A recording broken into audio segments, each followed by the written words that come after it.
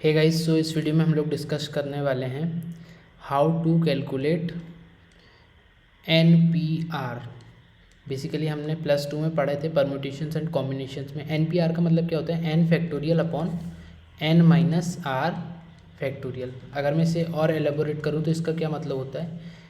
n factorial, let suppose n equal to हमारा है 5 और r इक्वल टू है हमारा 2। तो n factorial upon n minus are factorial कितना होगा?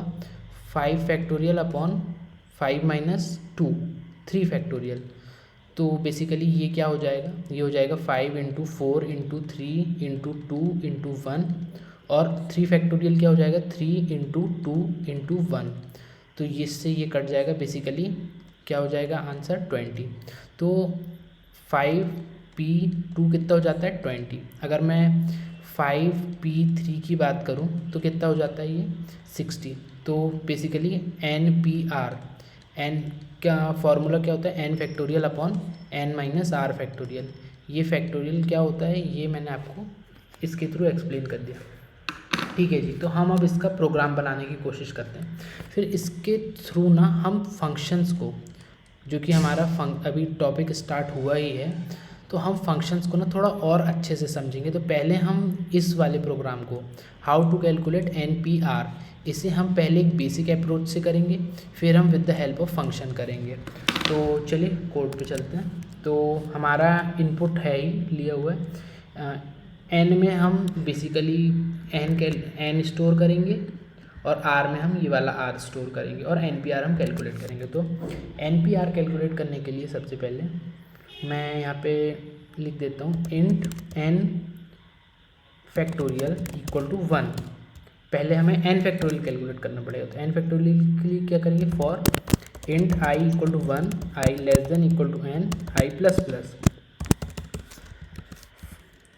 n fact is equal to n fact into i. ये हमारा कैलकुलेट हो गया n factorial. Int r factorial कैसे कैलकुलेट करेंगे? r फैक्टोरियल ऐसे कैलकुलेट करेंगे for int n minus are factorial. हमें यहाँ पे r फैक्टोरियल नहीं, n माइनस आर फैक्टोरियल की ज़रूरत है। तो ये कैसे कैलकुलेट करेंगे? Int i equal to 1, i less than equal to n minus r, i plus plus n minus are factorial is equal to n minus are factorial into i. ठीक है जी। अब मैं इसे int NPR is equal to n factorial upon n minus are factorial. ठीक है। इसे हम आउटपुट प्रिंट कर लेते हैं, system dot out dot print ln NPR। अब देखिए यहाँ पे हमने क्या देखे थे?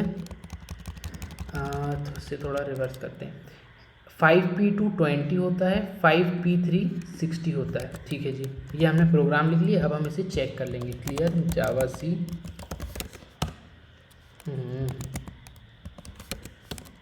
जावा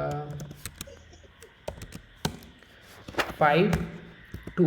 तो 5p2 कितना आ गया? 20। 5p3 के लिए देखते हैं 5p3 कितना आ गया? 60। तो हमारा प्रोग्राम तो ठीक चल रहा है। अब लेट सपोज देखिए यहाँ पे हमने क्या करें, n फैक्टोरियल का लॉजिक यहाँ पे भी वही है और यहाँ पे भी वही है।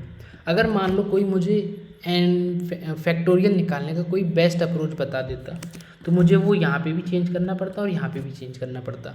और हमने यहाँ पर एक रूल वॉयलेट करे हैं। कौन सा रूल? ट्राई का, do not repeat your self. तो अब हम क्या करेंगे? अब हम एक अलग से फंक्शन बनाएंगे फैक्टोरियल कैलकुलेट करने का, और उससे सीधा फैक्टोरियल कैलकुलेट करेंगे। अब देखिएगा अब मैं क्या करता हूँ। Public static int fact equal to fact int ये लेगा x, जिसका हमें फैक्टोरियल कैलकुलेट करना है, और उसका फैक्टोरियल कैलकुलेट करके देगा। ठीक है। तो अब देखिए, अब यहाँ पे मैंने आपको इंट का मतलब समझा ही दिया हूँ कि ये इंटीजर रिटर्न करेगा। तो int x fact is equal to 1। ठीक है। अब x फैक्टोरियल यहाँ पे कैलकुलेट हो जाएगा। हमें जिसका फैक्टोरियल कैलकुलेट करना है वो हम यहाँ पे पास कर देंगे।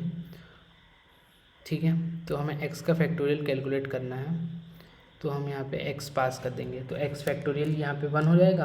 अब हम यहाँ पे हमारा फॉर का लूप लगा देते हैं, for int i equal to 1, i less than equal to x, i plus plus x fact is equal to x fact into i, और यहाँ पे हम रिटर्न क्या कर देंगे, x फैक्ट। तो ये हमने एक फंक्शन क्या लिख लिए, फैक्टोरियल कैलकुलेट करने का। अब देखिए जब मैंने ये फंक्शन लिखा ना फैक्टोरियल कैलकुलेट करने का, तो अब मुझे कुछ नहीं करना। अब मुझे जब n फैक्टोरियल निकालना है तो मुझे ये फॉर लूप की ज़रूरत नहीं है, तो मैं यहाँ से यहाँ तक का हटा देता हूँ, और मैं यहाँ पे क्या करूँगा, फैक्टोरियल को कॉल करूँगा और फैक्टोरियल में n पास करूँगा। तो ये क्या करेगा, मुझे n फैक्टोरियल कैलकुलेट, ये फंक्शन n फैक्टोरियल कैलकुलेट करेगा और रिटर्न कर देगा।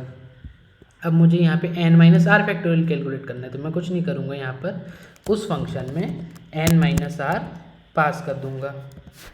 ठीक है जी, ये हमारा n फैक्टोरियल। अब देखिए हमारा प्रोग्राम कितना सिस्टमेटिक और अच्छा दिख रहा है। अब अच्छा एज इन कि सारी स्टेप्स हमें क्लियरली समझ में आ रही है कि यहाँ पे था पहले कर्सर, ये n इनिशियलाइज हुआ, r इनिशियलाइज हुआ, उसके बाद यहाँ पे जब कर्सर गया तो हमने फैक्टोरियल फंक्शन में n पास करे। ये फैक्टोरियल फंक्शन है, हमारे को n का फैक्टोरियल कैलकुलेट करके दे दिया, वो हमने n फैक्ट में स्टोर कर लिए। फिर यहाँ पे हमने n माइनस आर पास करे फैक्टोरियल फंक्शन में, तो उसने हमें n माइनस आर का फैक्टोरियल कैलकुलेट करके दे दिया, वो हमने NMR फैक्ट वेरिएबल में स्टोर करे। और अब हम यहाँ पे NPR कैलकुलेट ऐसे कर लेंगे। तो अब देखिए हमने एक तो हमारे कोड में आई मॉड्यूलैरिटी, दूसरा हमने रूल फॉलो करे कौन सा, dry, do not repeat yourself. अब हम कोई भी स्टेप में अपने आप को रिपीट नहीं कर रहे हैं। तो अब हम अगर इसका आउटपुट देखेंगे तो अब भी हमें आउटपुट सेम मिलेगा। तो पहले हम कंपाइल कर लेते हैं, परम्यूटेशन डॉट जावा, जावा परम्यूटेशन। अगर मैं 5 3 60 बिल्कुल सही आंसर आ रहा है, 5 2 इसका भी बिल्कुल सही आंसर आ रहा है। अगर मैं इसका आपको ड्राई रन क्विकली करके बताऊं तो हम इसे रख लेते हैं हमारे वाइट बोर्ड पर।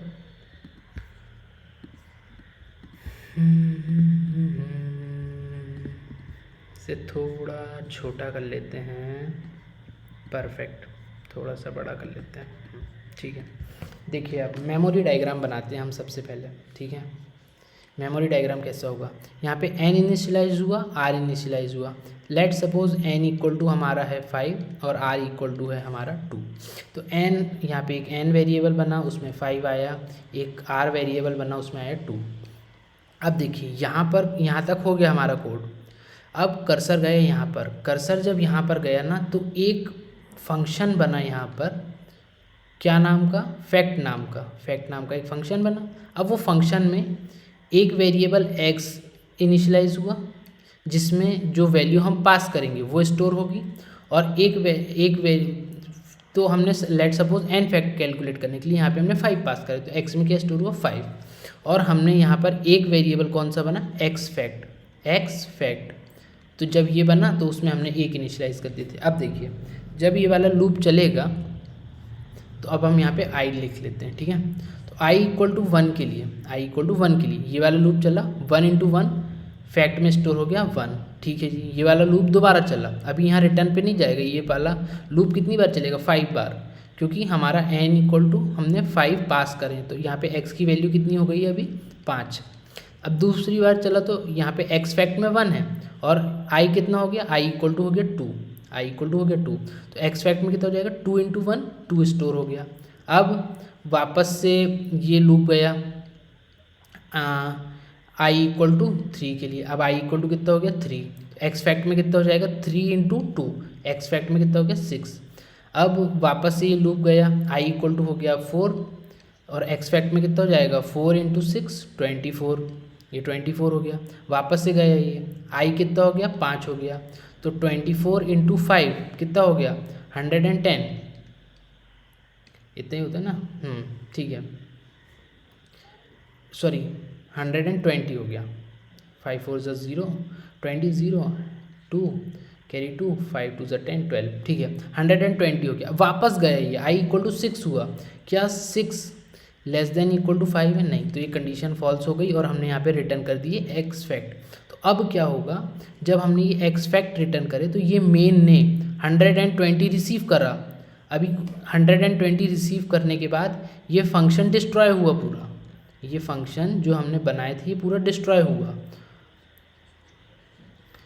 और ये फंक्शन डिस्ट्रॉय होने के बाद यहाँ पर एक नया वेरिएबल बना हमारा एन फैक्ट नाम का मेमोरी डायग्राम में, और उसमें 120 स्टोर हुआ। सिमिलरली यहाँ पे एन एम आर फैक्ट भी ऐसे ही चलेगा। तो N M R fact variable में कितना स्टोर हो जाएगा, 5 माइनस 2 3, तो ये हो जाएगा हमारा कितना 20। हम आर इक्वल टू 2 के लिए कैलकुलेट कर रहे हैं, तो ये हो जाएगा यहाँ पे 60। और यहाँ पे फिर एक नया वेरिएबल बनेगा वापस से एन पी आर नाम का, और ये सॉरी 60 नहीं होगा यहाँ पे ये हो जाएगा कितना कितना हो जाएगा ये 5 माइनस 2 3 फैक्टोरियल, मतलब कि 6, सॉरी यहाँ पे 6 स्टोर हो जाएगा जब हम ये फंक्शन से फैक्टोरियल कैलकुलेट करेंगे 5 माइनस 3 के लिए, तो 5 माइनस 2 के लिए, तो बेसिकली हम 3 फैक्टोरियल कैलकुलेट कर रहे होंगे। तो 3 फैक्टोरियल कितना होता है, 3 into 2 into 1 is equal to 6। तो यहाँ पे 6 स्टोर हो गया एन एम आर पे।